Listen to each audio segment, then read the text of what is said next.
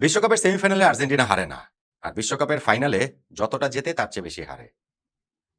এইবারও সেমিফাইনালে ওঠার পরে সমর্থকদের মধ্যে তো ওই আত্মবিশ্বাসের জায়গাটা ছিল এবং সত্যি সত্যি সেমিফাইনালটা আর্জেন্টিনা জিতে নিয়েছিল। বিশ্বকাপে যে ৭ বার ফাইনাল আর্জেন্টিনা খেলেছে তার মধ্যে ৬টা আসরে সেমিফাইনাল ছিল। ১৯৭৮ আসরে সেমিফাইনাল ওই ফরম্যাটে ছিল না। কিন্তু সেই ৬ সেমিফাইনালে আর্জেন্টিনা জিতেছে। তো ফাইনালে এই নিয়ে ৭ বার যে আর্জেন্টিনা ফাইনাল খেললো তার মধ্যে ৩ বার জিতেছে, ৪ বার আর্জেন্টিনা হেরেছে। যতটা জিতেছে তার চেয়ে বেশি হেরেছে। কিন্তু ওই ৪ পরাজয়ের মধ্যেও এই ২০২৬ সালের পরাজয়টা কি একটু বেশি করে বিঁধবে না? হ্যাঁ, সময় তো একটা ব্যাপার আছেই যে এটা একেবারে টাটকা ক্ষত, ফলে সেইটা নিয়ে অনেক বেশি আলোচনা হবে এবং সেই কষ্টটা, সেই বেদনাটা অনেক বেশি থাকবে। তবে হোয়াট ইফ, মানে কি হলে কি হতে পারতো? আর্জেন্টিনা এই ফাইনালটাতে যদি অন্যরকম ভাবে খেলতো, তারা যদি তাদের মতো করে খেলতো, তাহলে রেজাল্টটা তাদের পক্ষে আসতো কিনা, ওই আফসোসের জায়গাটা আর্জেন্টিনার বোধ করি থেকেই যাবে। দেখুন, আর্জেন্টিনা ফাইনালে যে ফুটবলটা খেলেছে সেটা ফুটবল না, সেটা এন্টি ফুটবল। সেটা নেতিবাচক ফুটবল। আমি আগেও একটা ভিডিওতে বলেছিলাম।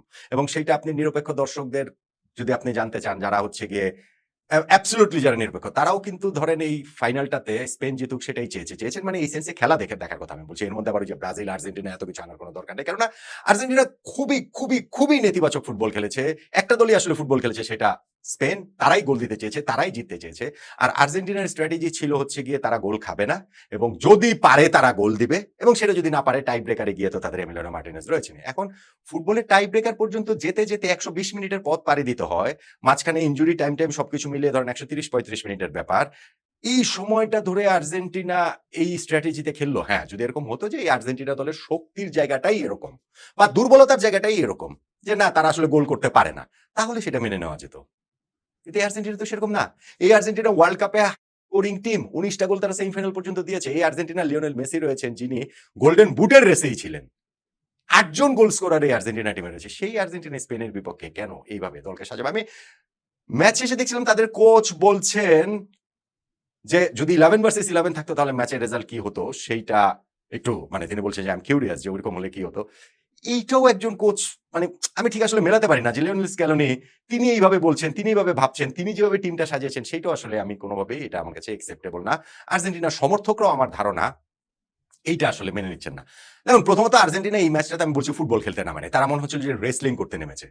তারা যেইভাবে র‍্যাশ ট্যাকল করেছে, যেইভাবে তারা হচ্ছে গিয়ে ফাউলের পর ফাউল করেছে, হ্যাঁ, এটা তাদের কৌশলের অংশ। আমি সেটা আন্ডারস্ট্যান্ডেবল, সেটা বুঝতে পারি। হ্যাঁ, আর্জেন্টিনা এরকম করে, অতীতেও করেছে, বিভিন্ন সময়ই করেছে। একেকটা দেশের খেলার একেকটা প্যাটার্ন থাকে। তাদের ওই যে কি বলা চলে যে তাদের যেভাবে বেড়ে ওঠা সেগুলোর একটা ব্যাপার থাকে। সব আমি বুঝে নিলাম। কিন্তু ওই সেকেন্ড হাফে গিয়ে তারা যেইভাবে প্রতিপক্ষের উপরে চড়া হয়েছে, লিয়ান্দ্রো পারাদেস নেমেই তিনি হচ্ছে গিয়ে ওই যেই ধাক্কাটা মেরে একটা ফাউল করলেন না, দেখলো না? ওইটা নেমে অন্য আরেকটা আলোচনাতেও বলেছিলাম যে এটা একেবারে ডেলিভারেট।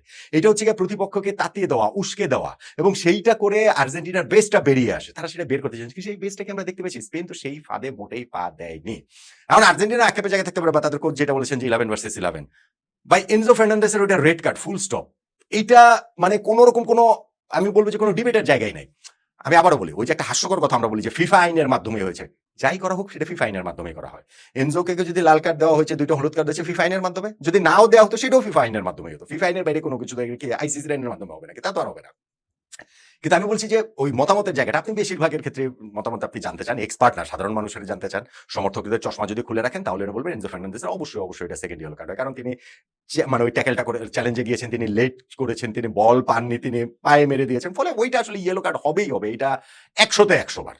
এইখানটাতে আফসোস করা, দুঃখ করার, কষ্ট পাওয়ার কিছু না। বরং এনজো ফার্নান্দেজের নির্বুদ্ধিতা নিয়ে আপনি প্রশ্ন তুলতে পারেন। যেই লোক কিছুক্ষণ আগে, মিনিট ১০ আগে ডিসেন্টের জন্য রেফারির সিদ্ধান্ত অখুশি প্রকাশ করে একটা হলুদ কার্ড দেখেছেন, হয়তো ওই হলুদ কার্ড দেখার কোনো প্রয়োজনই ছিল না।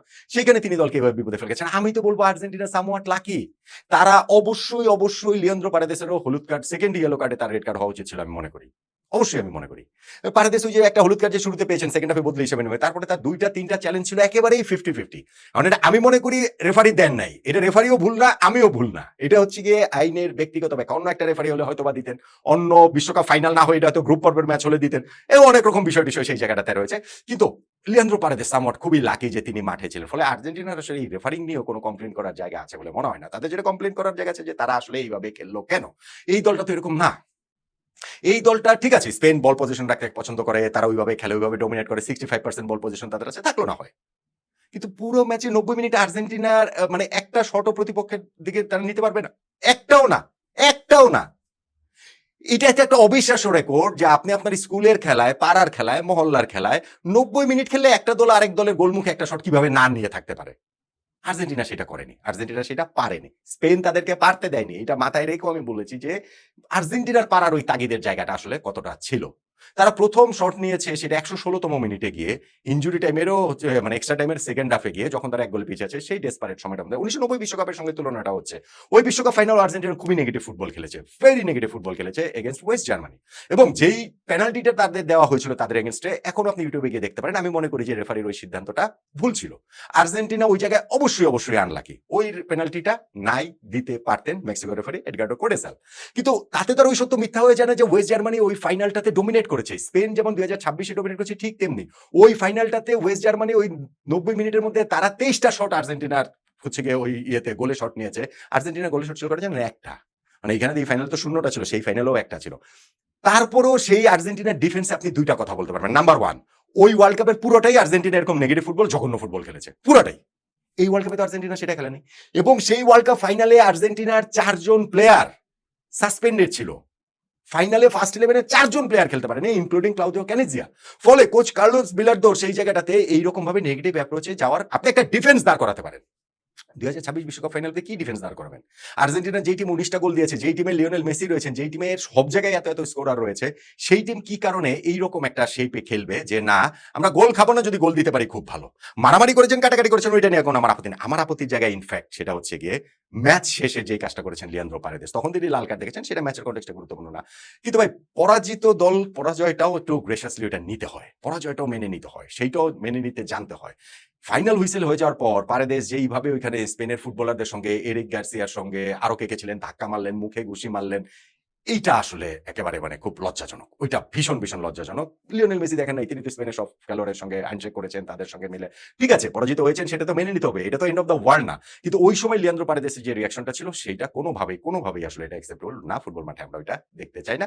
মাঠেও আর্জেন্টিনা যে ফুটবল খেলেছে সেই ফুটবলটা আমরা দেখতে চাই না, এবং স্পেশালি পুরো ওয়ার্ল্ড কাপে আর্জেন্টিনা যেরকম খেলেছে তার প্রেক্ষিতে। এখন ঘটনাটা হচ্ছে কি যে গত বিশ্বকাপের সঙ্গে যদি আপনি তুলনা করেন তাহলে গত বিশ্বকাপেও আর্জেন্টিনা নকআউট পর্বের ম্যাচগুলোতে প্রেসারে পড়েছিল, প্রেসারে প্রায় ভেঙে যেতে বসেছিল।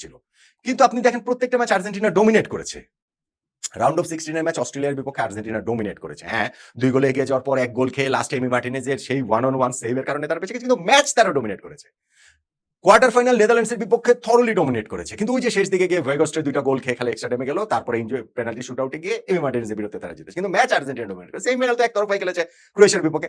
ফাইনাল ম্যাচটাও ফ্রান্সের বিপক্ষে পুরোটাই আর্জেন্টিনা খেলেছে আনটিল ওই যখন 1 মিনিটের মধ্যে 2টা গোল দিয়ে দিলেন, 2 মিনিটে 2 গোল দিয়ে দিলেন ওইখানে কিলিয়ান এমবাপ্পে। তো এই বিশ্বকাপে কি আপনারা সেটা বলতে পারবেন? ভাই এই বিশ্বকাপে আর্জেন্টিনা একটা ডিফারেন্ট আর্জেন্টিনাকে আমরা দেখেছি। আমি বলছিলাম যে স্ট্রিট ফাইটার আর্জেন্টিনাকে দেখেছি। তারা এই যে নকআউট পর্বে যতগুলো ম্যাচ রয়েছে সেটা কাবো ভের্দে, মিশর, সুইজারল্যান্ড এবং হচ্ছে গিয়ে ইংল্যান্ড, সেই ম্যাচগুলোতে পিছিয়ে পড়ে বা কোণঠাস অবস্থায় শেষ সময় গোল দিয়ে তারা বেরিয়ে এসেছে। সেটার একটা ক্রেডিট তো অবশ্যই আছে, কিন্তু এট দ্য সেম টাইম কোনোটা ম্যাচে কি আর্জেন্টিনা ডমিনেট করেছে? আর্জেন্টিনা তো ডমিনেট করেনি। আর্জেন্টিনা সামওয়াট লাকি ছিল অনেকগুলো জায়গায়, সেটা রেফারিং ডিসিশনের কথা বলেন, সেইটা ধরেন হচ্ছে গিয়ে তাদের পাথওয়েটার কথা বলেন, সেইটা বিভিন্ন দলের ব্যর্থতার কথা বলেন। সো অনেকগুলো জায়গাতে আর্জেন্টিনা লাকি ছিল এবং সেগুলো নিয়েই তারা ফাইনাল পর্যন্ত এসেছে। কিন্তু সেই ফাইনালে তারা যে ফুটবলটা খেলেছে সেইটা নিয়ে আসলে লিওনেল স্ক্যালোনির প্রাউড হওয়ার কিছু নাই। আর্জেন্টিনার এই দলটা আমি শিওর যে ধরেন আজকে 24 ঘন্টা পর আবার যদি বিশ্বকাপ ফাইনালটা হয়, গতকালকে স্পেন যেভাবে খেলেছে আজকে স্পেন অ্যাবসলিউটলি সেভাবে খেলবে, কিন্তু গতকাল আর্জেন্টিনা যেভাবে খেলেছে আমার মনে হয় না যে আজকে আর্জেন্টিনা সেভাবে খেলবে। তাদের কোচ লিওনেল স্ক্যালোনি অন্যভাবে হয়তো বা ভাবতেন, মানে বিশ্বকাপ ফাইনাল হয় নাই সেটা ধরে নিয়ে আমি জাস্ট শুধু বোঝানোর জন্য বলছি। তো আর্জেন্টিনার যে এন্টি ফুটবল, সেই এন্টি ফুটবলটা শেষ পর্যন্ত তাদের মানে নিজেদের দিকেই ফেরত এসেছে, সেইটা করে আর তারা বিশ্বকাপ শিরোপাটা জিততে পারেনি, এবং সেইটা নিঃসন্দেহে লিওনেল স্ক্যালোনিকে অনেক দিন আমার মনে হয় পোড়াবে যে এই বিশ্বকাপ ফাইনালটা যদি তারা অন্যভাবে খেলতো, অন্যরকম খেলতো, তাহলে হয়তোবা কি হতে পারতো, জার্সিতে 4th স্টারটা তো বসলেও বসতে পারতো। ওই আফসোসটুকু লিওনেল স্ক্যালোনি, লিওনেল মেসিদের অবশ্যই থাকবে না?